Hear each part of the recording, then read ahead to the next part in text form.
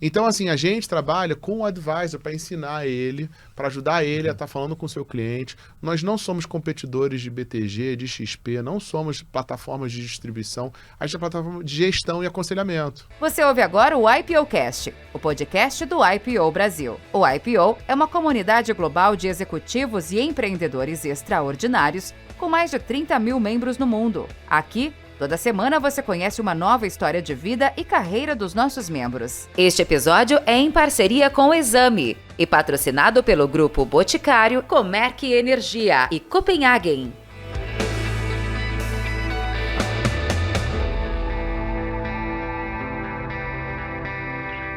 O IPOcast, o podcast do IPO Brasil. Eu com meu amigo Ventura Alonso Pires, o host mais charmoso do IPOcast. Ventura, seja bem-vindo. Doni é sempre simpático e um elogio, né, Doni? É um prazer estar com você aqui, querido, começando mais um IPOcast. E hoje a gente tem uma grata entrevista aqui com o Oscar. Oscar que veio direto do Rio para aqui para o IPOcast, nos prestigiar. Prazer estar com você, Oscar. Bem-vindo. Muito obrigado. É uma honra estar aqui. Fazer parte do IPO é uma honra. E estar nesse IPOcast aqui é maravilhoso. Tantas pessoas excepcionais e que assim, eu admiro tanto que já passaram por aqui. Então, espero conseguir chegar aí aos pés ou no nível do que as pessoas buscam aqui escutar aqui com vocês. A única coisa ruim, Ventura, aqui no briefing falou que é vascaíno, falou que é flamenguista, né? Então, carioca, vascaíno. Mas tudo bem, eu acho que... né? Faz parte, né? Ele não falou que era de Niterói, né? Eu tenho um grande amigo que fala que é de Niterói, que é carioca. Eu sou tijucano ainda. Podia ser pior, né? Vascaíno de Niterói, né? Assim. Lá no Rio a gente fala que é do outro lado da poça. Exatamente. Mas eu vou fazer as honras aqui do Oscar. Bom, é um privilégio te receber aqui, Oscar, né? A gente vai falar um pouco da sua trajetória, da sua vida transformadora, né? Você tem mais de 25 anos de experiência no mercado de investimento. A gente vai falar um pouco do seu negócio aqui, explorar essa questão, né? Pioneiro, fazendo várias coisas na área de investimento, só que de uma maneira diferente. E isso eu acho que vai ser de uma educação, de uma compreensão nossa muito bacana, né? Acho que é importante falar também que você é um fundador negro, e a gente quer abordar essa pauta. Você é o primeiro IPOer negro da área Brasil, né? Somos 1.100 membros e a gente vai explorar esse tema aqui. Eu acho que é um tema relevante. O IPO é uma organização que tem pautado o tema diversidade, como toda organização tem os seus desafios para lidar com a pauta da diversidade, saber como incluir as nomenclaturas, os aspectos que fazem do aprendizado algo que se torna natural para a gente, né? Não é natural, mas ao mesmo tempo a gente está aqui para aprender. Eu acho que todo líder tem que ter esse papel de sempre se colocar na posição do aprendiz e de lidar com coisas novas. Então, é uma felicidade poder te receber aqui dentro do IPO e seja muito, muito bem-vindo. Não, muito obrigado. E assim, tem muitas coisas na nossa vida, e essa questão racial é algo que, né, me acompanha a vida toda, né? E meu pai, família toda, mas eu acho que na parte empresarial eu fico muito feliz de ver como que as pessoas estão abrindo os olhos para isso. E, assim, é muito importante a gente conversar, trocar ideias sobre isso. Vai ser um prazer. Não sou o mega hiper expert de todos os micros dos detalhes no assunto, mas o que eu puder passar da minha experiência, da conversa. Eu participo de alguns conselhos diferentes de equidade racial, faço parte do conselho do IDBR, que é o Instituto Sim Igualdade Racial. Estou lá quase 6 anos. Então tem bastante coisa para a gente conversar aí. E também eu adoro transformações. Então, assim, ter vivido aí o mercado financeiro de 97 para cá tem sido, assim, excepcional. É uma transformação que a gente está vivendo, assim, e cada hora tem alguma coisa nova. Eu adoro esse nosso mercado, porque a gente transforma vidas, porque a pessoa que investe melhor consegue poupar melhor, mandar para o seu escola. Sabe, tá bom, segurar aqui no começo, que ele já viu que ele vai desculpa, aqui, né, Ventura, deixa eu aproveitar esse momento para falar um pouco para os nossos membros do IPO, né? E dividindo isso aqui com você, eu acho que é uma pauta importante, né? Primeiro que o IPO Global lançou um projeto chamado Projeto Awane, né? Esse projeto é um projeto que autoriza a entrada de novos membros para o IPO, que hoje é até 44 anos de idade, para que os líderes negros possam entrar até os 54 anos de idade. Ótimo. Então isso, de certa forma, é uma maneira que o IPO encontrou de abrir o espaço, de dar oportunidade para que a gente tenha mais líderes negros na nossa comunidade, né? E recentemente nós lançamos um programa de mentoria mútua, né? Que é uma parceria entre o Instituto Pactuar, que é um instituto que desenvolve líderes negros, juntamente com a FESA de recrutamento e o IPO, para que líderes negros façam uma mentoria mútua com o IPOers. E eu queria te dizer que a gente já tem 20 duplas formadas para esse programa. Fantástico. muito legal. Foi muito rápido, a gente completou rapidamente essas duplas e a gente ficou muito feliz. E eu queria usar aqui, parafraseando o nosso diretor de impacto da América Latina, do IPO, que é o Paulo Batista, um membro do IPO muito atuante, você sabe disso. Sim. A gente soltou um release de imprensa e tem uma frase do Paulo que eu queria comentar aqui. Então, abre aspas, né? Estamos há 2 anos tentando atrair executivos e pessoas negras para o IPO, mas fomos confrontados com a dura realidade de que só existem 9 líderes negros em empresas de grande porte no Brasil. No entanto, nosso país, quase 60% da população é preta ou parda. Entendemos que o desafio é, sem dúvida, estrutural, mas cabe a nós tentar ser parte da solução. Queremos ser o impulsionador de mudanças nesse sentido, afirma o Paulo Batista. Muito Fantástico. legal. Vamos lá. Começando, Oscar, a gente sempre gosta de saber sua origem, né? Do que você é feito, seus avós, seus pais, sua cultura, onde você nasceu, cresceu. Ou seja, começa lá seus primórdios aí. Vamos lá, então em 1400... Não, vamos... Não, mas assim, de uma forma relativamente resumida, né? Então, primeiro minha foto hoje, né? Quem sou eu? Eu sou um homem negro, de cor parda. Eu sou casado, tenho 3 filhos, vou fazer 20 anos de casado agora. Eu sou originalmente tijucano, lá na Tijuca, no Rio de Janeiro, que é um bairro de classe média, média baixa. Hoje moro na Lagoa, a DXA fica ali na Lagoa, tem aquela vida assim maravilhosa, vai de bicicleta pro escritório e volta e tal. Mas a história da minha família é uma história bastante assim, interessante, que eu tenho bastante orgulho dela.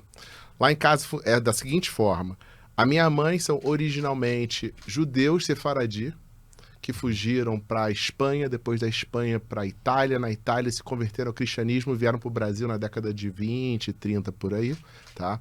Então tem um lado da minha... Então meu nome é Oscar Vita Decotelli da Silva, né? Então todo mundo já conhece que Silva são nomes relacionados a algum escravo, escravizado no passado. Eu tenho meu sobrenome Vita, é esse lado dos judeus. Originalmente o nome da família era Haim, que quer dizer vida em hebraico. E eles mudaram. Então, assim, eu tenho um passaporte. As pessoas falam, o Decotelli é italiano. Eu vou contar já a história do Decotelli. Mas o meu passaporte italiano vem pelo Vita, na verdade. Que é o lado da minha mãe, que são lá judeus, lá originalmente. Já o Decotelli é uma história muito interessante. Porque o Decotelli é um nome fake. Tá? E o meu tio-avô, quando foi registrar a minha avó no interior do Espírito Santo, foi registrar naquela época, né, com a namorada, e mudou o nome e sobrenome da minha avó, para fazer um bonito com a namorada lá. E o nome da família originalmente chamava Decotê.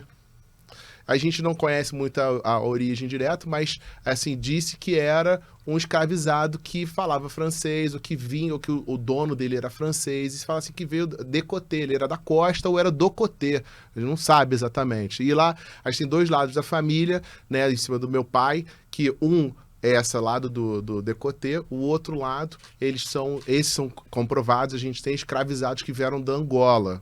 E um deles casou com uma índia. Então, isso é uma mistura grande aí, quando eu fiz aquele, né, 23andMe do coisa, tem uma confusão do mundo inteiro teste e tal. geracional. 30% uma zona nisso. Ouvindo sabe? Você, tá vindo aqui Darcy Ribeiro, o povo brasileiro. Mas tem muito... do povo brasileiro. Quando a gente olha que, por exemplo, 55% da população brasileira, ela é preta ou parda, muitas dessas pessoas têm histórias parecidas com essa minha história, entendeu? Que é a sociedade brasileira, né? Você tem os escravos, você tem os imigrantes, você tem os índios e essa miscigenação que fez o Brasil. Né? E aceitar e abraçar os imigrantes todos, né? Sim, e tem aí tem muita história, né? Eu até recomendo, né, assistir, tem um projeto chamado Projeto Querino, não sei se vocês já viram, um podcast, tá muito, muito, muito bem feito, e que conta muitas histórias, são uns 8 ou 9 episódios, vale a pena assistir, escutar, né, porque, assim, ele conta muito dessa história do Brasil e como que a nossa riqueza foi construída em cima de escravizados, tá? E aí a primeira coisa que a gente tem essa coisa da nomenclatura, fala escravo, fala escravizado, né? O correto é falar o escravizado, porque o escravo é como se você é escravo. Não, eu não sou escravo, eu fui escravizado. Então, tipo, dessa conversa aqui, é sempre começar a pensar nessas nomenclaturas, do mesmo jeito a questão de raça, né? Raça e cor. Eu comentei, eu sou negro, raça negra, da cor parda. Então, preto e pardo são cores. Negro é a raça. Então, a raça negra, ela inclui os pretos e pardos. Cor direto. Claro que a gente às vezes lembra aquela história, não, porque usar a palavra preta pejorativo, pejorativa, exatamente. É assim, muito do passado isso. Então, assim, o preto é a cor. É claro que se você fala, seu preto, isso aí é totalmente errado. Você está acusando a pessoa, você está colocando um monte de cargas negativas de histórias, como se a cor definisse ele nisso, tá? Um detalhe que eu acho que muita gente, assim, eu vejo muitos meus amigos, assim, né, que são também CEOs de empresas, eles vezes falam assim, não, mas eu não posso falar mulato? O cara é mulato, né? Então, ele foi acostumado a chamar as pessoas de mulato, né? E, na verdade, por que se criou a palavra mulato lá atrás? Era uma denotação conectada à mula em si, dizendo que a raça negra era uma raça mula. Pior, porque a mula é uma raça misturada que não consegue ter gerações e coisas do tipo. Então era chamado, isso aí é uma mula, deve ver o mulato. Então usar a palavra mulato não é legal.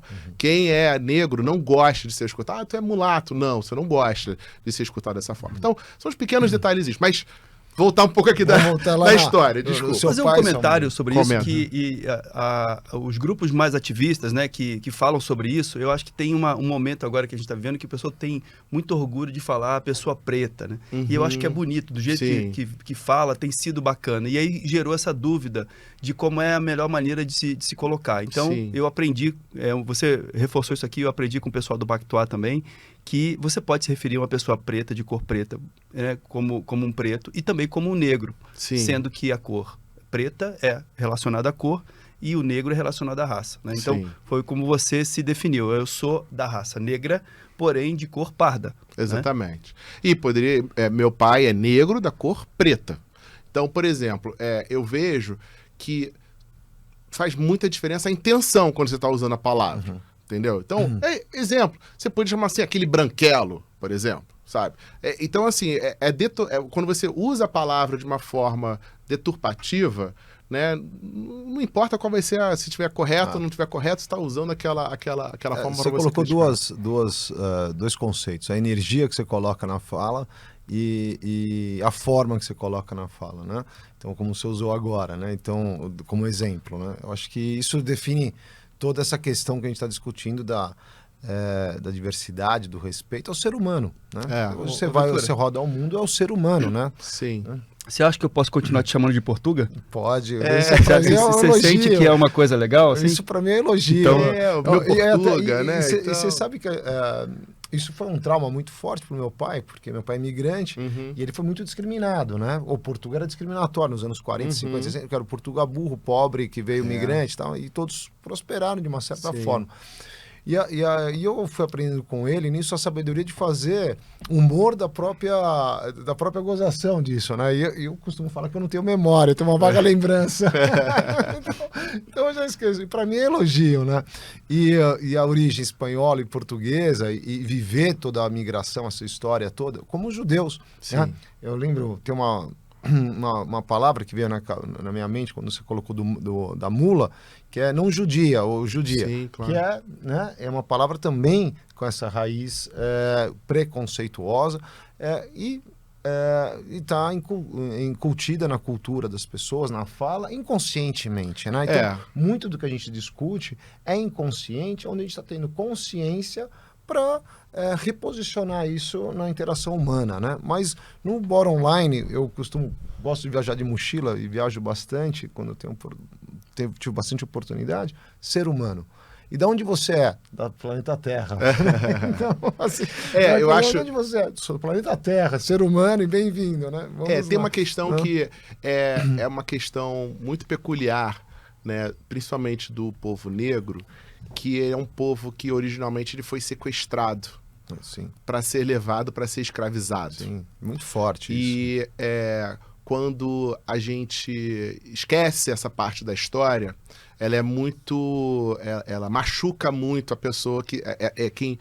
você tem histórias e histórias, e eu super recomendo a todos fazerem com seus filhos, com suas famílias, as viagens para entender. Vai no interior de São Paulo, vai no interior do Rio de Janeiro, nas fazendas de cafezais, para você ver as histórias todas, porque muitas vezes o humor foi muito usado ao longo dos anos como uma forma de diminuição desse assunto. Era como, por exemplo, o negro que ficava pintando o rosto, ia na televisão e tal. E, de certa forma, o homossexualismo também era usado com muito humor. E as pessoas que estavam no meio não achavam graça, mas tinham que fazer isso. Sim. Então, é muito importante a gente conseguir entender essa questão dessas histórias, né? E Oscar, é um desafio no mundo, né? Hoje não é Brasil, não é a nossa sociedade, é o mundo, você tem isso, né? Com a vida interagida que a gente tem e econômica, e você dá essa oportunidade, essa igualdade de oportunidades que você não tem na prática humana, né? Quando você olha o país, eu falo Índia. Índia você tem as castas e você não movimenta. Você quer um lugar mais difícil de ascensão e mobilidade social, é a Índia. Você tem um controle, já tive lá algumas vezes, você tem 1 bilhão e 400 milhões de pessoas que estão travadas. Hoje você é garçom, você vai ser garçom o resto da sua vida e seja o melhor garçom. Né? E você não tem essa ascensão e mobilidade. Então, é um tema rico, a gente pode ficar falando muito tempo aqui, eu acho que é um objetivo, mas eu estou muito curioso de saber da sua família e da sua vida. Dos sobrenomes, né? Da origem dos sobrenomes. Desses sobrenomes. Então, a família da minha mãe estão imigrantes, né, interior de Minas Gerais e tal, baita no desafio lá. O do meu pai, eles foram para o Espírito Santo. E aí, minha avó, tal, da que teve o nome transformado, foi para o Rio de Janeiro. Meu pai nasceu numa comunidade ali no Rio de Janeiro, né, ali em Piedade, Cascadura e tal, perto de Quintino, onde o Zico nasceu, tá? Ali naquela região. E viveu a vida toda lá, até casar, um pouquinho até depois de casar e tal. Eu fui muitas vezes, eu lembro da Copa de 94, estava lá, no meio da comunidade. Cascadura, ponto final de 712. Aí, olha só, sabe das coisas. Não tinha ali uma rodoviáriazinha em Cascadura? Tem muita coisa, assim. E aí, por exemplo, você pega... Início da Rua da Abolição. Rua da Abolição, passa Norte Shopping e tal, essas coisas pra lá. E assim, e o meu pai foi fazer economia, meu pai é economista e professor. Então, assim, ele teve uma mudança muito grande de vida, filho de 9, um dos 9, e assim, teve um desafio muito grande na vida, e ele saiu lá da comunidade até ter doutorado, pós-doutorado e tal. Então, é uma história bem interessante, essa história do meu pai, que eu me orgulho bastante. Quando a gente era criança, eu e minhas 2 irmãs, a gente morava na Tijuca. E a gente era muito focado em estudo. Então, sempre estudo. Meus 2 pais são professores, né? Minha mãe é professora de hebraico, meu pai é professor de finanças, tá? Quando eu tinha mais ou menos 10 anos de idade, eles falaram assim, vocês têm que ter uma experiência internacional. A gente foi de mala e cuia, com visto de turista, e moramos nos Estados Unidos 1 ano. E a ideia era ter a experiência de viver. Meu pai procurou onde era o bairro mais branco e menos latinos que existia perto de Nova York. Que não tivesse ninguém que soubesse falar nenhuma palavra em português nem em espanhol, para que a gente fosse inserido na comunidade toda. Moramos, para quem conhece, em Long Island, numa cidadezinha chamada Westbury, que é bem focada assim, com esse perfil. E foi uma experiência excepcional. Para a gente, mudou a nossa vida. Primeiro que a gente ganhou um inglês igual aos americanos, e segundo que abriu a cabeça com o americano. Se você quiser ser presidente, você vai, luta para fazer isso. Isso que eu ia comentar, eu vi você numa entrevista da Bloomberg, eu falei, uau, esse cara é americano, você tá com inglês muito bom, muito bom. Isso me ajudou muito ao longo da vida, que parecia que você foi criado, não, eu passei 11 meses exatamente o acento lá, é então perfeito. Isso ajudou muito a desenvolver isso. Voltei e estudei numa escola alemã a vida toda. no Rio de Janeiro. Então você imagina, caramba, como é que um cara negro, preto, bota os filhos numa escola alemã, coisa do tipo, e assim, era muito dessa cabeça da construção da gente nesse sentido. Então, assim, a minha família é essa, a gente, né, foi moradores ali da Tijuca até quando eu tinha uns 25, 26 anos, aí que eu mudei para a Zona Sul no Rio de Janeiro, mas eu tenho um lado profissional, eu comecei no mercado financeiro muito cedo. Eu fiz economia na PUC, eu tinha 70% de bolsa, aqueles 30% ali eram bem difíceis de pagar. Meus pais se separaram exatamente quando eu entrei. E aí tinha que dar um jeito de trabalhar. E eu consegui, né? Meu pai conhecia uma pessoa que me ajudou a abrir essa porta, aquilo, né? Então você vê que sempre essas coisas de indicação, mesmo no nosso caso de uma origem diversa, mas consegui um contato ali e tal. E eu comecei a estagiar num banco, que era o Banco Primos. Fiquei lá de 97 até 2001, e assim, foi excepcional. De lá para cá, nunca parei no mercado financeiro, tem várias histórias, vou dar uma pausa aqui para poder deixar você fazer outra pergunta, que eu começar a entrar nisso. Duane, me chamou a atenção duas coisas, 2 pais professores, então já tem uma veia de aprendizado muito forte, né, de estudar e tal, e a sua mãe é professora de hebraico. De línguas, Conta um pouco a influência, né, Duane, do seu pai, eu acho que já está nítido aí no mercado financeiro, economia, e da sua mãe, como é que ela te influenciou e como ela, a história aí por trás de ser professora de hebraico? Então, meus pais, os dois vêm de famílias muito humildes, né, assim, não tinham dinheiro nenhum, e os dois se encontraram num seminário. Meus pais se conheceram num seminário batista. E a minha mãe fez teologia, meu pai fez música sacra, ele fazia economia e fazia música. Então, assim, muito com esse perfil. E a minha mãe, ela vinha muito de uma cabeça de estudar a história do mundo, e aí da teologia vem em cima disso, tudo, tradução de textos antigos, tudo. Então, ela fez de faculdade já português grego para começar e tal, depois foi fazer mestrado em teologia, tudo isso. Então, assim, a gente foi criado num ambiente de fato, muito estudo, e muito relacionado à música. A gente tem a música, né, envolvida, essa parte a história, né? Acho que toda família de negros tem alguma coisa de música envolvida e tal. Então essa musicalidade sempre foi muito importante. A música, ela é muito boa, está muito mesmo lado do cérebro, de matemática e línguas. Então a gente acabou se desenvolvendo muito com esse lado, assim, e a minha mãe, ela foi professora de matemática também durante muitos anos. Então, assim, foi esse lado meu de matemática, língua e tal, vem desse lado mais da minha mãe, entendeu? Você lê em hebraico? Super pouco, eu só sei as palavras tipo check it, assim, fica quieto, sabe? Essas coisas assim, aquelas coisas que ela falava com a gente. A minha irmã mais nova, essa assim, aí fala, sei lá, 7 línguas e tal, adoro. Eu tô inglês, português, alemão, espanhol e assim, aquela arrastada nos coisas. Mas... inglês, português, espanhol, um pouco de mandarim, um pouco de... o alemão voltou um pouco mais agora, que meus filhos estudam na escola alemã, também lá no Rio de Janeiro, então isso ajuda a dar uma puxada a mais, mas... Fantástico. Pais eruditos, né? Pais, assim, gostavam da educação, tinham uma dedicação para isso. Devem ter se conectado por esse aspecto, né? Imagino também, Sim. um com o outro.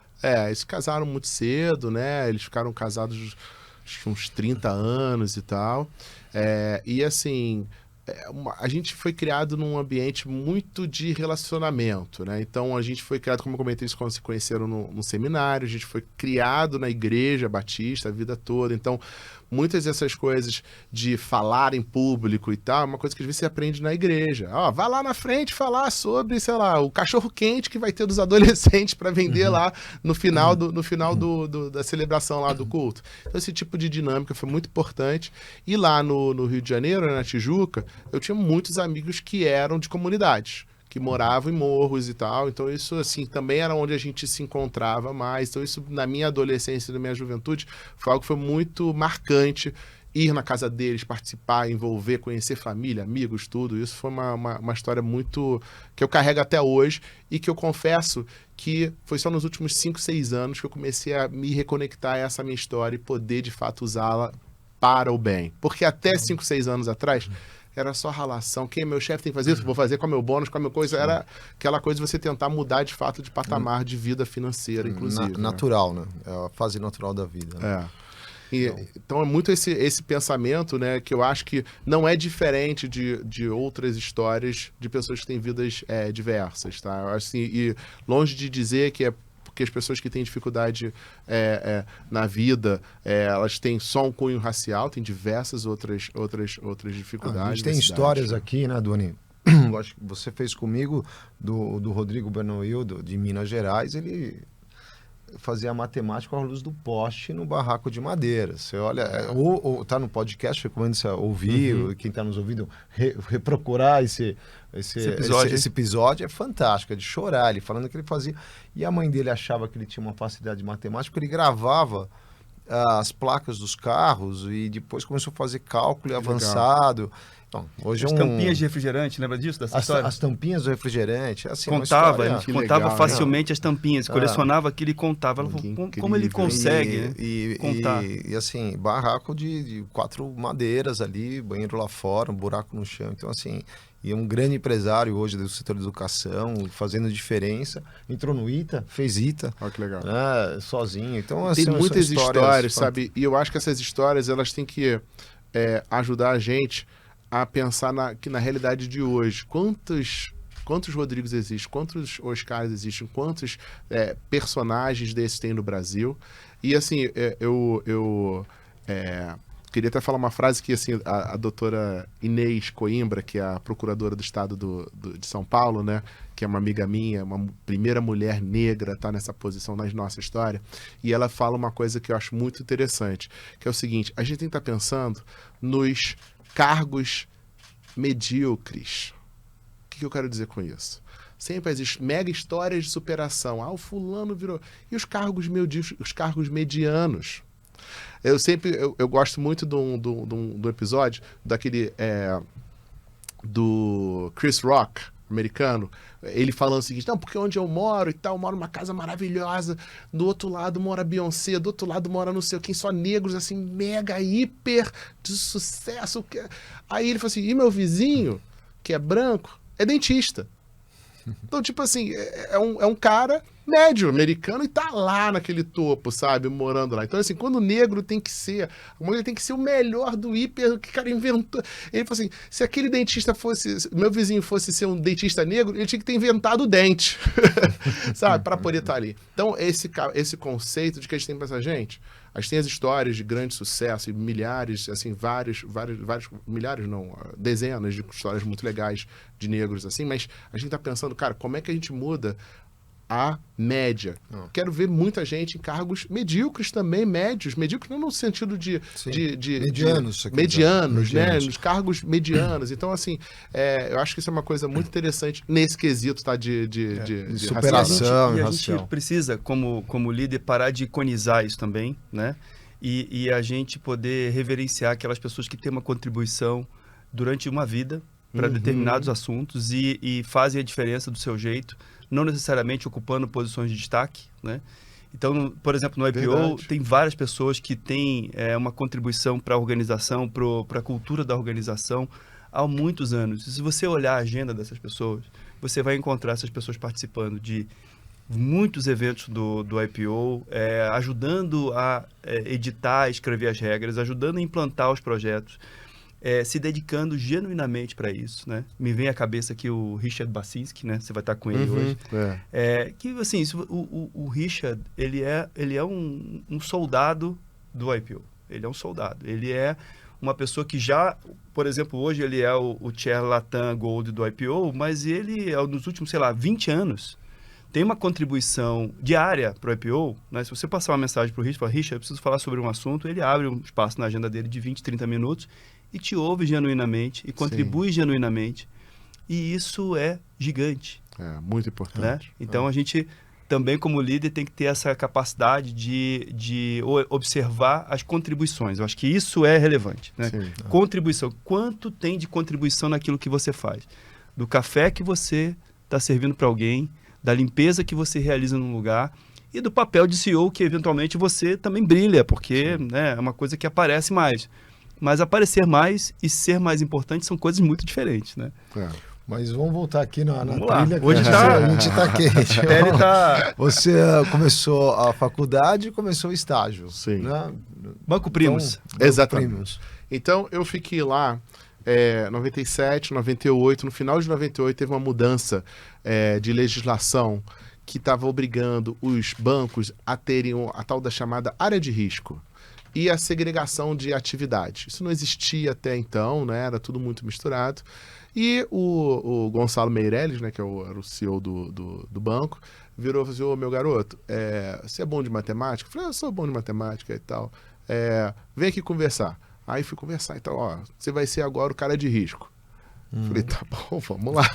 E assim, foi muito interessante. E eles, né, o Paulo Pinho, o Antônio Carlos, me deram um grande apoio, do tipo assim: Oscar, olha qualquer curso que tiver no mundo para você aprender sobre risco e vamos fazer. E eu comecei a fazer vários cursos nisso. E assim, pouco tempo, e era muito interessante porque era a transição. Quando eu entrei era Lotus 1, 2, 3, logo depois virou Excel. Ninguém sabia que era Excel. Então, estava nivelado o conhecimento de todo mundo. Então eu conseguia aprender mais rápido. Tinha a questão do inglês, muitos dos livros eram em inglês, os manuais eram em inglês, e as pessoas não tinham costume, não estou entendendo esse negócio. Eu já começava a ler direto e fazer. Então, rapidamente eu virei o gerente de risco do banco. Eu tinha 19 anos, eu tinha que ir nas reuniões do Banco Central fingir que eu tinha 30 e pouco, né? Mas ficava quietinho e tal. E assim, isso foi um período de desenvolvimento muito grande. Fiquei lá até 2001, o banco foi vendido para o Banif, o Banco Português, e o que estava lançando naquela época eram as gestoras de recursos independentes. Então, eu conhecia, e isso, faculdade correndo, né? Ali trabalhando direto e dando um jeito para poder continuar a faculdade.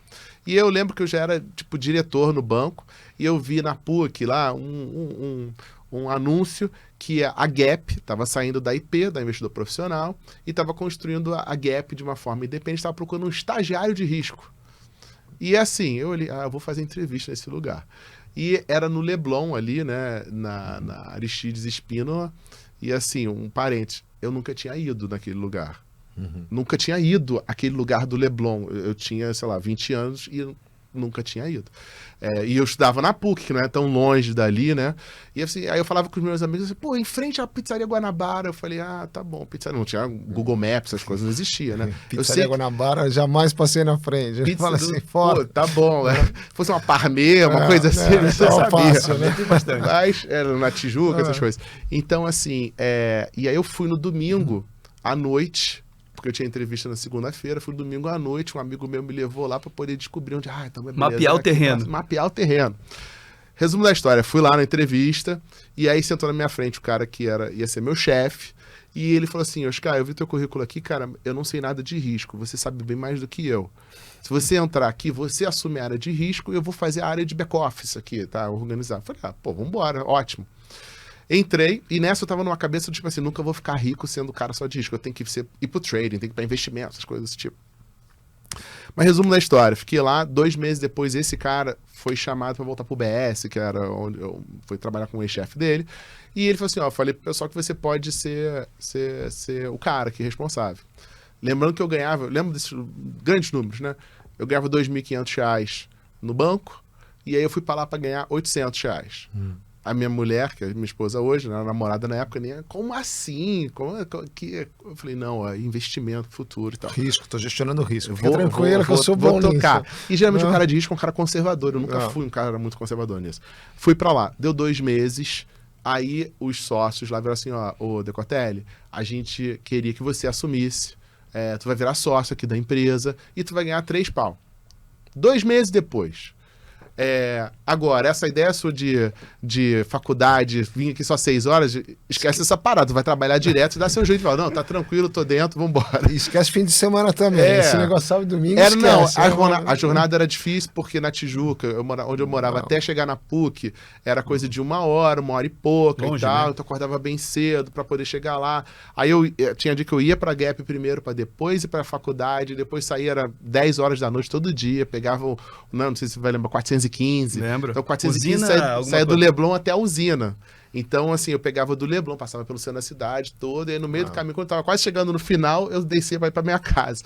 Uma fase da vida, assim, de muito aprendizado, todo mundo tem que passar por isso, e assim, foi um período muito legal. E aí de lá eu fiquei até 2004, a Gap virou uma queridinha naquela época, a gente chegou a ter R$2,5 bilhões sob gestão, foi super bom nisso. E a gente começou a olhar coisas alternativas. E ninguém chamava de investimentos alternativos naquela época. Só falava as coisas que não eram negociáveis na bolsa. Vamos comprar um imóvel, vamos construir um prédio, vamos olhar fundo de fundos, investir com outros gestores. Tudo isso caía comigo. E aí as coisas foram evoluindo e eu queria voltar àquele lado internacional. Por conta aqui do tempo que eu tinha morado lá fora e tal. Eu falei assim, cara, eu tenho que usar isso de alguma forma diferente e tal. E a Gap não tinha nada internacional. Foi quando eu conheci, né, um amigo meu me indicou ao pessoal que estava saindo do Pactual para começar a Opus, o Eduardo Plaska, aqui o IPO Gold. E eles estavam montando uma gestora, eles vinham de banco, estavam montando uma gestora, precisavam de alguém que tivesse experiência de gestora para vir. E a Gap estava queridinha naquele momento, me fizeram uma proposta para poder entrar na Opus ali no começo de 2004. E aí eu entrei na Opus, fiquei até 2009, foi uma história super legal, aprendi muito, tive grandes mentores ali, o próprio Eduardo, o Carlos Henrique, pessoas assim excepcionais para mim, mas nesse período teve uma transição importante na minha vida. No final de 2004, a Opus comprou uma participação pequenininha na Ágora, né, que naquela época era uma home broker e tal, né, fundada pelo Selmo, até o IPO Gold também. E eles estavam querendo crescer, se transformar, tudo. E a gente fez esse investimento, que depois cresceu para 23%, para depois para 54%. E quando essa transição, eu tive muito envolvido diretamente, e a partir de 2006, quando aumentou para 54%, eu passei para lá todos os dias. Então eu ia todo dia para a Ágora com alguns outros sócios nossos lá da Opus também. E foi uma história muito legal. Por quê?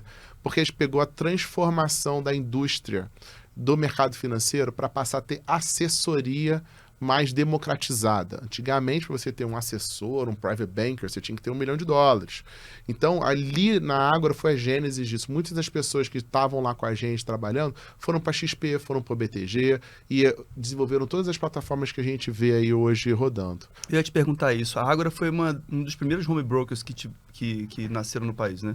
Um dos primeiros e definitivamente o que teve mais sucesso, né? Então, o Selmo é um visionário, sabe? É um cara que tem assim uma cabeça excepcional de entendimento de mercado, comportamento de consumidor, e ele teve essa ideia de desenvolver um home broker, e uma das grandes coisas que eles fizeram foi do tipo, antigamente você pagava um percentual de corretagem, né? E aí virou, R$20. Vai negociar qualquer coisa, R$20. Isso é uma novidade que assim, transformou esse mercado. A Ágora, a gente olha para trás e a gente vê, era uma das primeiras fintechs, né? Uma fintech no Brasil, mas na época a gente não chamava disso, né? A gente chamava corretor online, era uma coisa que a gente chamava. Mas só para dar uma noção, naqueles períodos que a gente esteve lá, o número de CPFs na bolsa foi até mais ou menos uns 400 mil, 500 mil, tá? A Ágora tinha 200 mil clientes, 50% do mercado. Esse número hoje em dia é 5 milhões, só para ter uma noção do mercado, como é que ele está crescendo. Ainda vai ter muito para crescer. Em 2008, a empresa foi vendida para o Bradesco. Eu voltei para dentro da Opus para tocar um portfólio de investimentos fora do Brasil, mais ou menos R$1 bilhão e poucos de reais, investido de Nova York a Singapura e tal. E para mim foi excepcional, abriu muito a minha cabeça de saber como que o mundo de investimentos funciona em geral. Conheci algumas outras famílias co-investindo com a gente e tal. Comecei a desenvolver um skill set que eu não usava, que era o skill set comercial, relacionamento. Então, durante esse período, comecei a abrir essas estruturas, esses relacionamentos de networking. Fiquei lá até 2009. Aí comecei a mexer os pauzinhos, conversas, não sei o que, recebi uma proposta do Morgan Stanley e uma proposta da Goldman. Pô, maravilhoso, legal. Da Goldman era na Suíça. Eu falei, Rosana, vamos mudar para a Suíça, coisa do tipo. E aí eu vim conversar com uma pessoa que eu sempre admirei aqui em São Paulo, que era o Amaury Fonseca, que ele foi Bank of America e ele era o fundador da Vision, da VBI. E ele falou assim, Oscar, cara, a gente precisa de alguém como você aqui e tal. Não quero, Amaury, não quero isso não, cara, eu vou ser funcionário de banco, não sei o que e tal. Oscar, você não pode ser funcionário de banco, cara, você não tem DNA para isso, cara, você vai querer pensar em inovar, coisas do tipo. Resumo da história, fizeram uma puta de uma proposta super legal, aí que eu mudei aqui para São Paulo, vim aqui para a terrinha de vocês, e aí eu morei aqui em 2009, 10 e 11, trabalhando na VBI, e a VBI cresceu muito, tinha $1 bilhão sob gestão de fundos soberanos, de endowments, sempre capital muito institucional. Aí saiu de 1 para $2,5 bilhões em 2 anos e meio. Eu era responsável por todo e qualquer novo negócio e eu também era responsável pela área comercial, também respondia para mim. Então foi um período de muito sucesso, muito, muito legal esse período. Mas eu queria ter o meu negócio. E aí foi no final de 2011 que eu comecei a pensar o que estava acontecendo ao redor do mundo, do desejo de grandes famílias, de como investir nesse mundo de mercados privados. E aí daí veio a gênesis da criação da DXA. Então, assim, contar um pouco dessa história para entender, é importante entender como é que tem sido a dinâmica de investimentos de capital no mundo.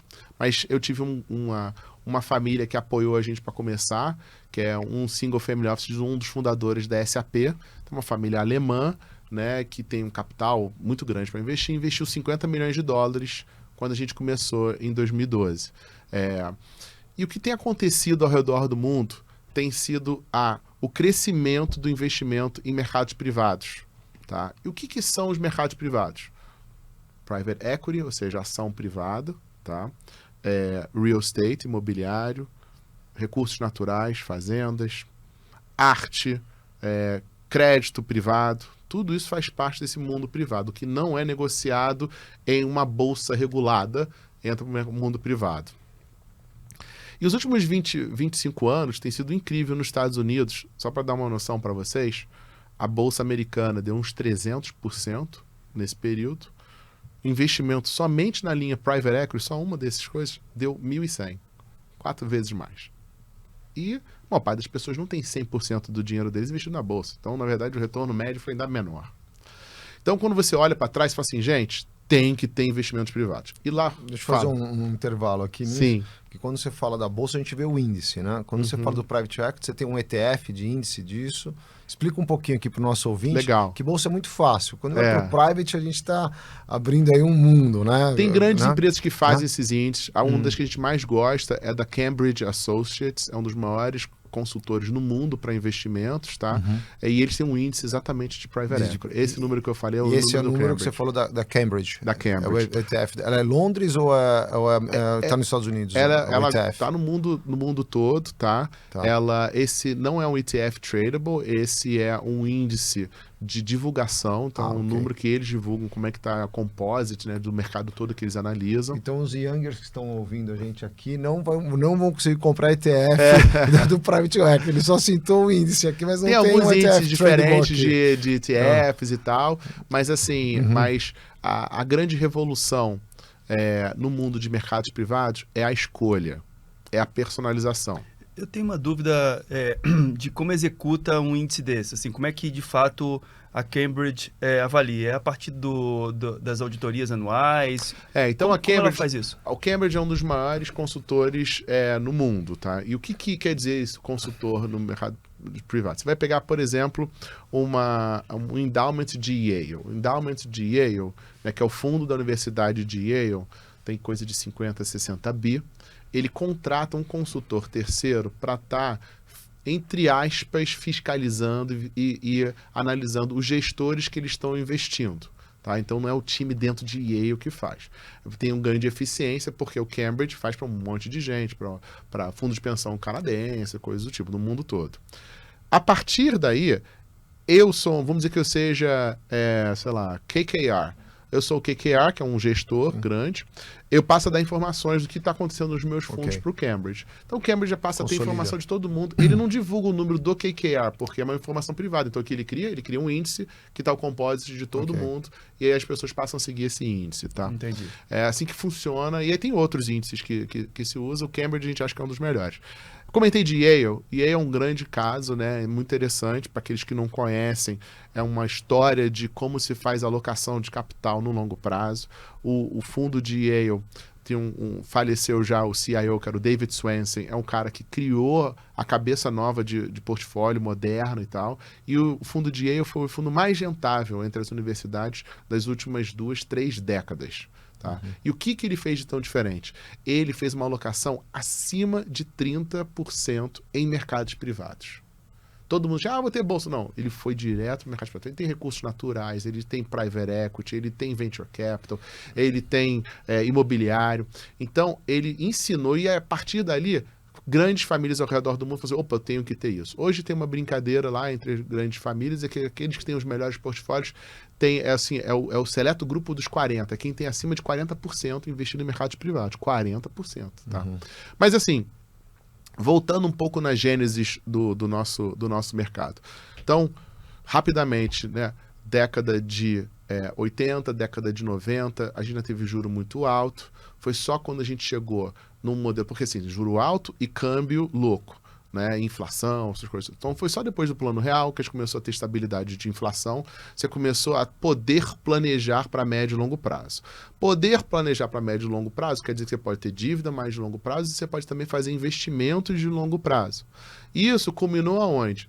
Quando a gente pega ali em 99, solta o câmbio, dá aquele spike e tal, mas as coisas começam a ter uma estabilidade maior, as pessoas começaram a fazer o quê? Posso passar a investir na Bolsa.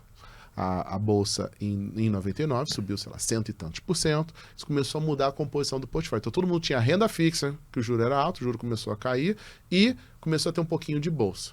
É o portfólio mais tradicional que existe. Daí vieram os fundos, os multimercados, né? Todas essas outras estratégias, todos começaram a usar isto, tá? E a gente começou a evoluir e começou, então, a ver que não só no mercado listado, tinha muita oportunidade no mercado privado. E começou a ter o lançamento dos fundos, né? A gente tem a história da GP, né? Começou no final da década de 90, e lá fora grandes caras começaram todos nesse na década de 90. A própria Blackstone foi década de 90 também. Então, como que foi o processo tradicional de se captar nisso? Em relação a Yale, por exemplo, que eu estava comentando, grandes institucionais, fundos de pensão, endowments, todos eles começaram a captar. O que os gestores fizeram?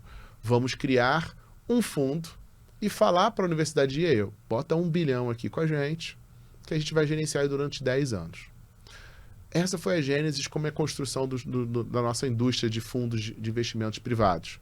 Fundos que têm 4, 5 anos de período de investimento, aí você faz investimento numa empresa que está mirando sair em 5, 7 anos no máximo, então você está pedindo sempre para as pessoas travarem o dinheiro por 10 anos. Tá? Essa foi a evolução toda da indústria, ainda é a principal forma.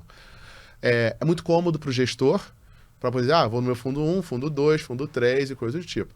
Mas, cada vez que passa o tempo, é menos desejado pelas famílias e pelos investidores finais. Porque as pessoas querem ter um senso de pertencimento. E existe um grupo chamado Millennials, que estão transformando a nossa indústria em todos os setores, inclusive no mercado financeiro. E esse milênio, ele não quer investir dinheiro num negócio caixa preta. Ele quer saber onde é que está o dinheiro dele.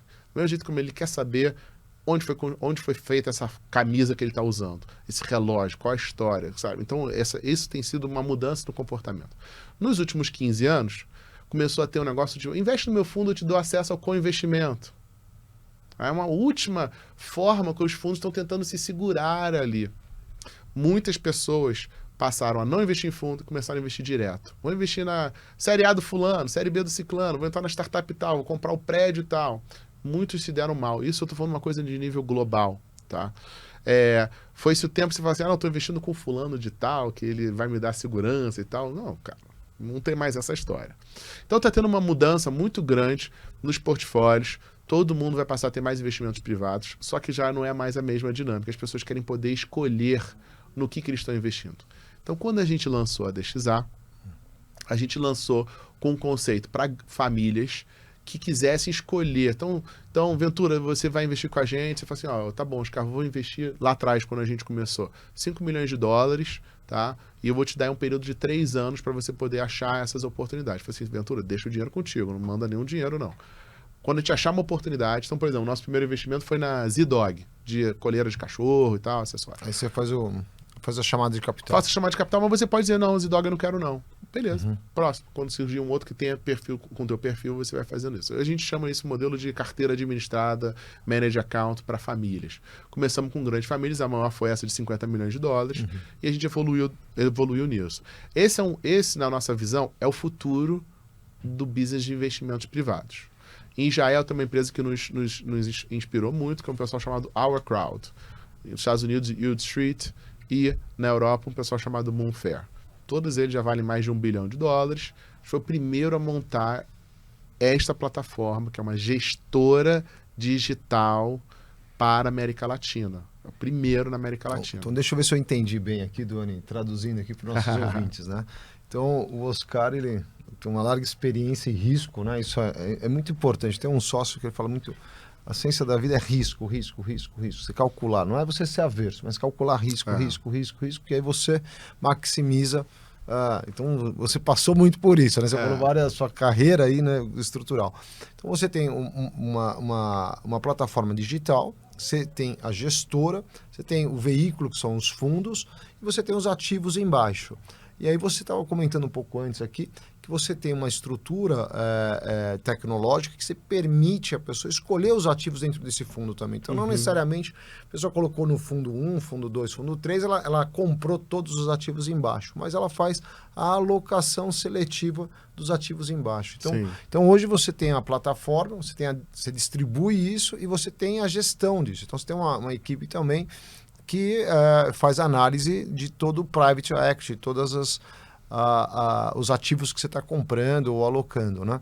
E nesse sentido, Oscar, você também tem o mercado de capital variado, ações, fundos de investimentos de terceiros, debêntures, LCI, LCA, não fazemos isso. Você só está focado no private equity e de compra de ativos, é isso? Eu vou acrescentar que a gente conversou um pouco, ver se eu também compreendi, na linha da construção que o Ventura fez aqui.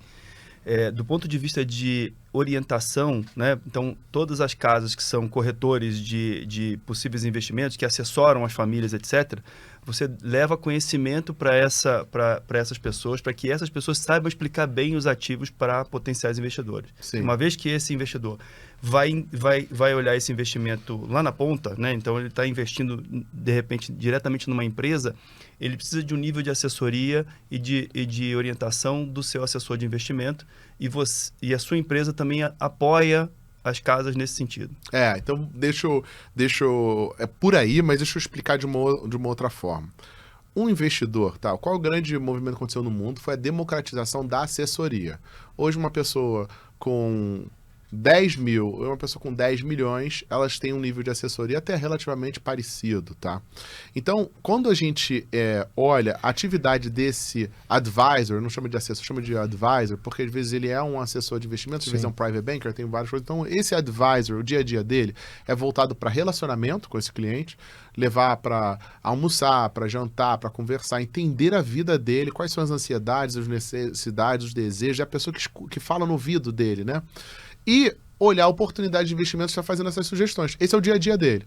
Quando ele olha essa, entre aspas, carteira sugerida, antes era uma coisa muito simples no mundo de privados. Vai e compra esse fundo de fundos, vai e compra aquilo. Só que você conversa com o cliente e o cliente fala o seguinte, não, mas eu quero entrar naquela empresa.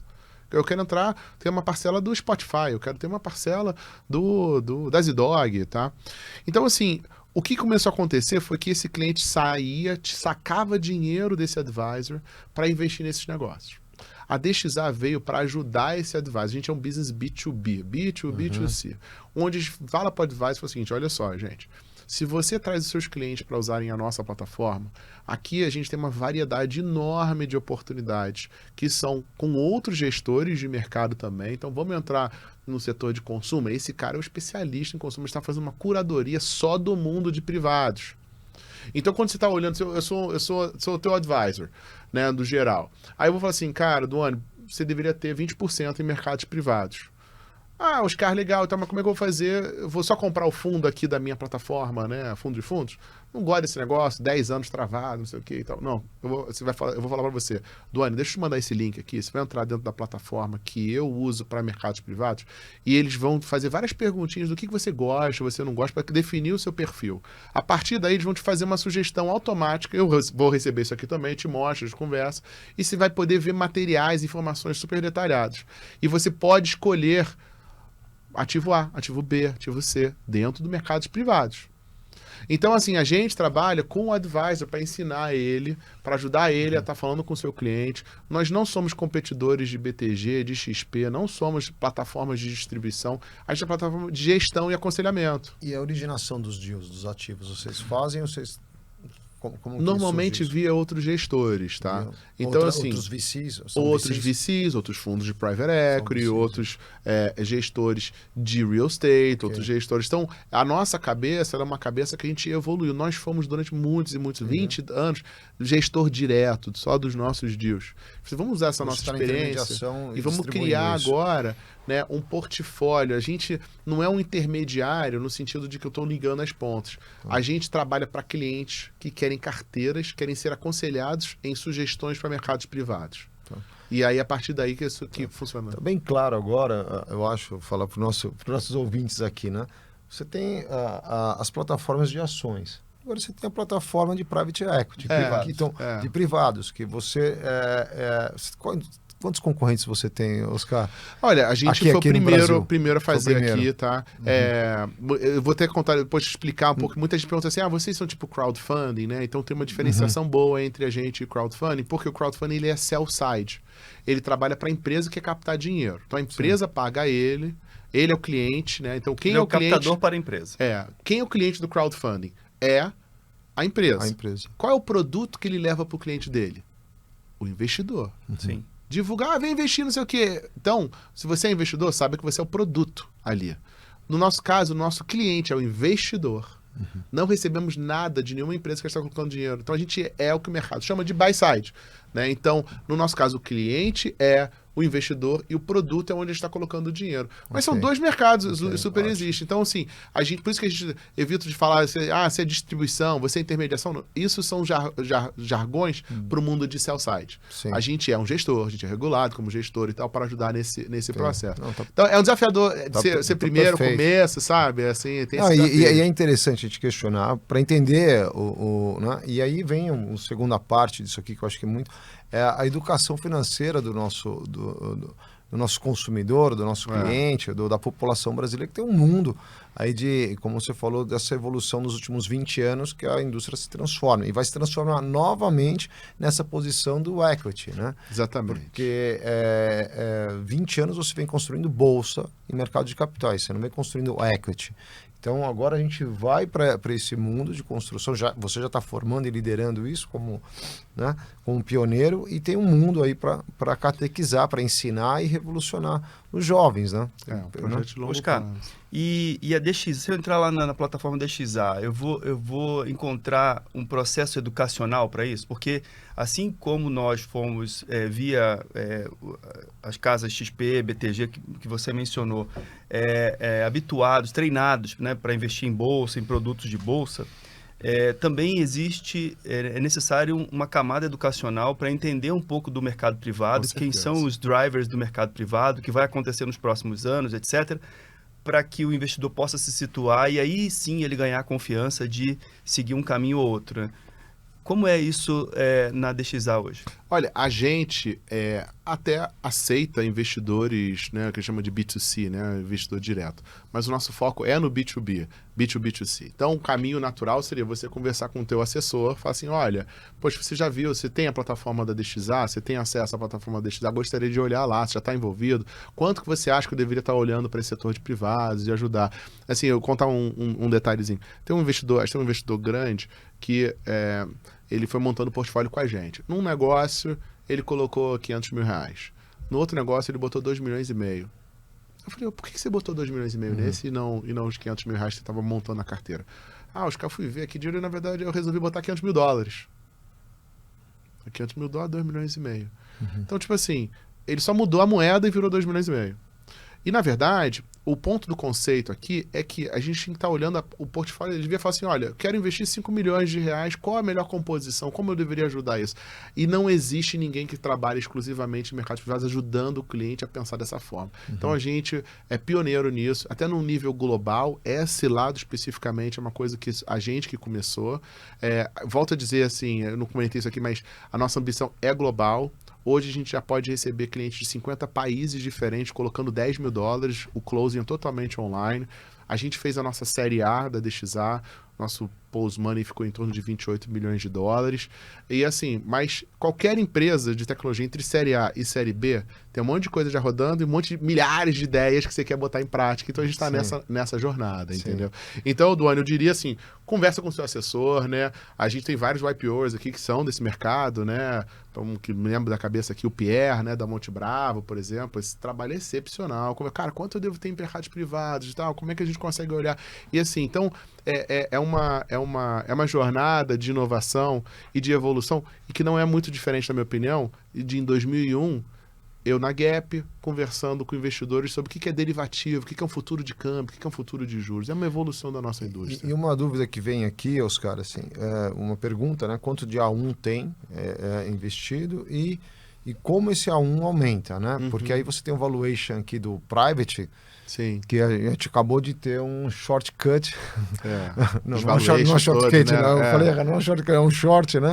Dos valuations todos aí, os VCs aí estão com muitas oportunidades, né? Então, na média, acho que foi um terço aí de corte, ou 2/3 de corte viraram 1/3, né? Então, como você colocou aqui? O A1 que entrou, que é capital mesmo, né? Então, só para a gente ter uma noção aqui, que é do tamanho do mercado, né? E como é que você compara esse valuation aqui de crescimento? Não, né? legal. Que é o exit, né? Ou pós-money, ou a saída aqui, né? Na DXA, a gente, desde que a gente começou, já investiu cerca de 1 bilhão e 100 de reais, tá? E tivemos várias saídas. Algumas foram muito legais, para a própria Z-Dog, que a gente fez 12 vezes no investimento em 5 anos. Outros foi do tipo, me dá meu dinheiro de volta aqui, eu consegui sair. A gente tem histórias assim. Em média, nós temos conseguido manter uma taxa de retorno em torno de 25%, 30% anual, tá? Mas, quando a gente abre a plataforma, começa a fazer outros investimentos, por exemplo, vamos fazer investimento em fazenda, uma coisa que a gente está querendo investir agora, ou imobiliário, não vai ter essas altas taxas de retorno, mas o risco também é muito mais baixo, tá? Então, assim, essa evolução nossa, ela é uma evolução que a gente está muito no começo.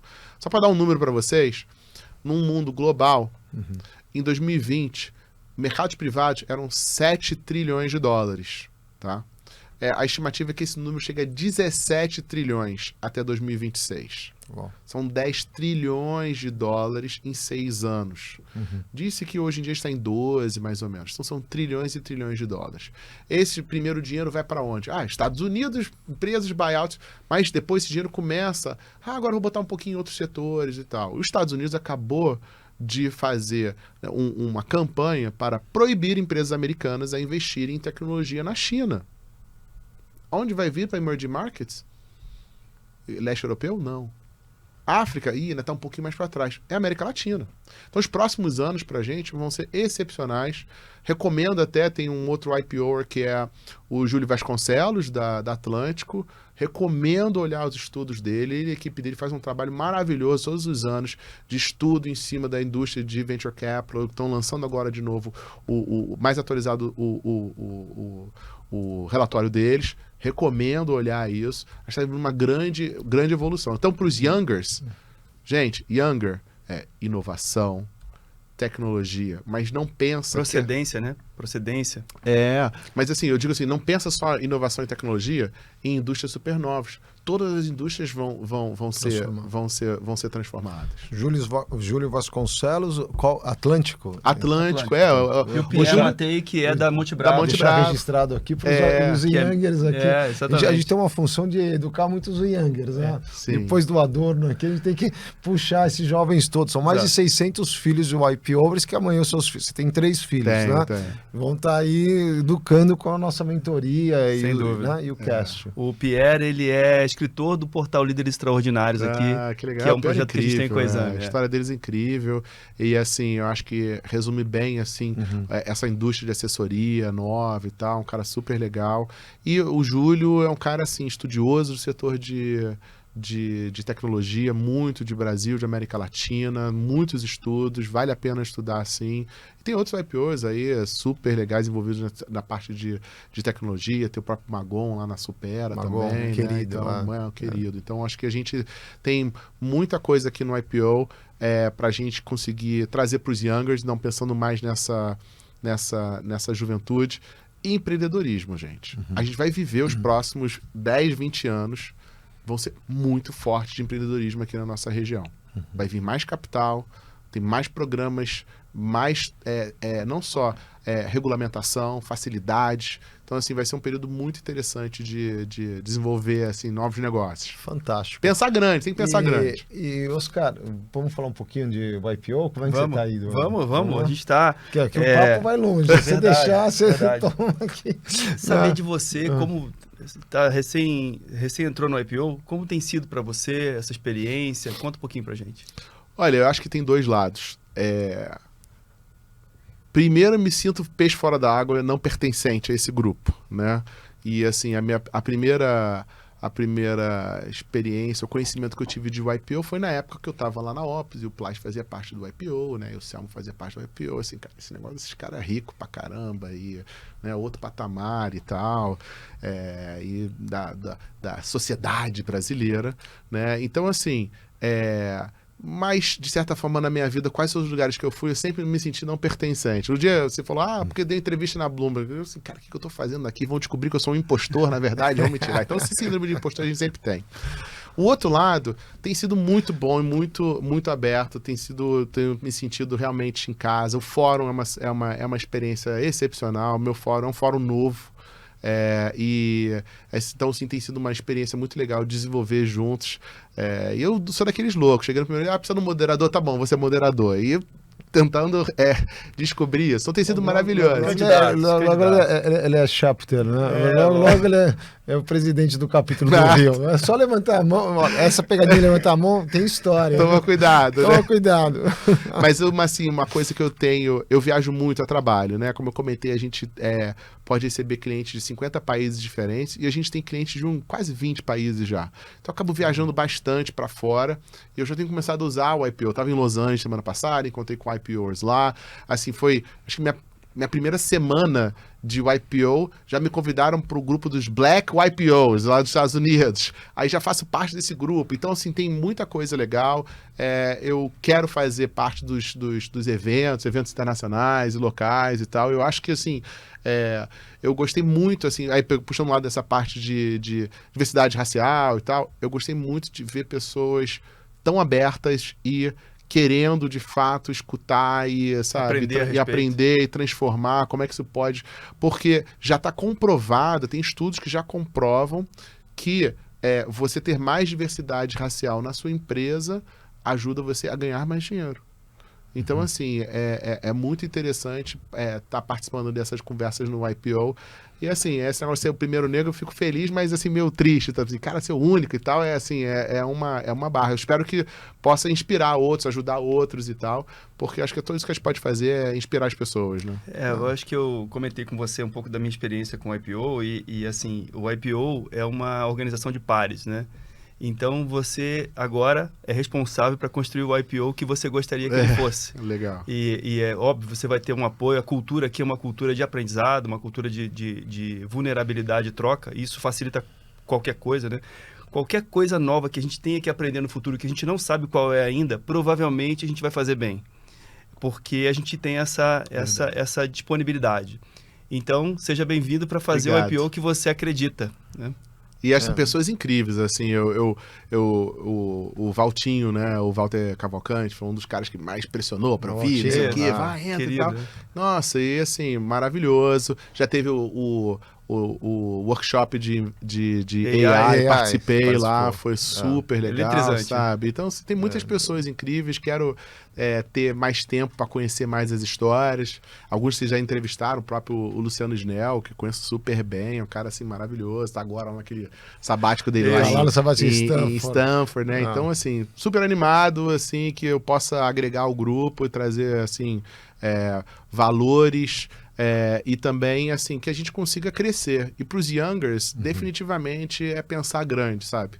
A gente, na minha empresa, faço isso. Quero ser global, vamos ser global. Vamos dar a gente brinco que a gente tem que pensar na Gympass, cara. Gympass começou aqui, já está no mundo todo. E a gente é Gympass na parte de investimentos privados. E esse é o desenho.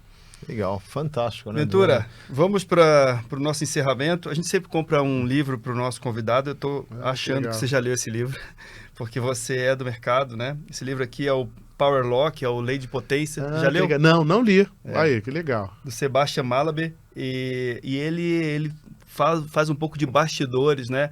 Dos venture capitalists dos últimos 40 anos, né? Fala dos grandes investimentos, um pouco da aleatoriedade das decisões e também do fundamentalismo de dados para tomada de decisão, né? E assim, conversando com pessoas que eu admiro muito, né? Vou falar aqui da pessoa que me indicou, que foi o Léo Gianotti, do Rhode Island, do fundo. Legal. Ele falou, isso aqui é uma bíblia, você tem que ler, né? Legal. E aí eu achei que pudesse conectar com você, eu falei, tem o risco dele já ter lido. Não Mas li. tá aqui, Ótimo, Deus, né? obrigado. Grande potência. Foi traduzido agora, ele só tinha em inglês, agora também em português. Legal. E, Ventura, faça as honras aí da nossa casa. Não, acho que é um prazer, Oscar tá aqui. Acho que já fui convidado para a próxima entrevista aqui com você, bate-papo. Inclusive lembrando o entrevistado de ontem aqui, o projeto. Não vou dar spoiler. Não vou segurar a língua aqui, não vou dar spoiler, não. Deixa. Depois a gente fala que tem a ver com a educação financeira aqui. Sem dúvida. Mas eu não vou deixar, não vou dar um spoiler. É um prazer ouvir você. Oscar, bem-vindo ao IPO. Acho que você vai encontrar aí um ambiente bem profícuo para crescer em família, crescer como pessoa, como empresário. A gente que tem a mesma experiência, a mesma divisão de valores ou de vivência. Eu estou há 7 ou 8 anos no IPO. Também tinha meus preconceitos, minhas peixe fora d'água e tal. E eu acho que tem um aprendizado e uma vivência das pessoas. Seres humanos em todos os lugares do mundo, né? E aproveita bastante esses contatos fora, porque é muito legal. Tem diversos grupos internacionais. Acabaram de passar agora nos links de vários temas e tal. Entra lá, eu entrei espiritualidade, eu só tenho um monte de indiano, né? Então, legal. Bhagavita, eu tô ali, e aí vai de yoga, vai de relógio, vai de política, de tecnologia, tem muita coisa bacana, e isso enriquece a vida da família, né? Que acho que é um dos propósitos grandes que a gente tem, que é o nosso continuidade de vida, né? Então, prazer estar aqui com você, muito bem-vindo. Duane, vamos lá. Quero fazer um comentário hoje. Pela primeira vez vocês estão vendo aqui o nome da Copenhagen. Ah, muito bom. A gente tem agora 3 patrocinadores, né? O Boticário, a Comerc Energia e a Copenhagen. Então, a gente está muito feliz de receber mais um patrocinador. Ficou mais gostoso aqui hoje, né? Tá mais doce, já pode trazer né? um chocolatinho já pode trazer chocolate. Vai ter. Não vou também antecipar aqui, mas daqui a pouco a gente vai ter algumas coisas da Copenhagen aqui. Legal. Mas muito obrigado aí pelo apoio ao projeto, né? E é um projeto que está crescendo muito. A gente conversa aqui sempre com líderes do middle management, dentro do IPO e fora. O projeto tem cada vez mais seguidores, pessoas que perguntam, que aprendem com o que a gente fala aqui. Então, quanto mais a gente fortalecer esse projeto, mais longe ele vai, né? Muito legal, gente. Obrigado, foi um prazer aí conversar com vocês, assim, sempre à disposição. E que a gente se cruze aí nos eventos do IPO também pela frente. Prazer. Maravilha. Sucesso. Obrigado. Vamos lá. Valeu. Não deixe de escutar os outros episódios do IPOcast, disponível em todas as plataformas de streaming.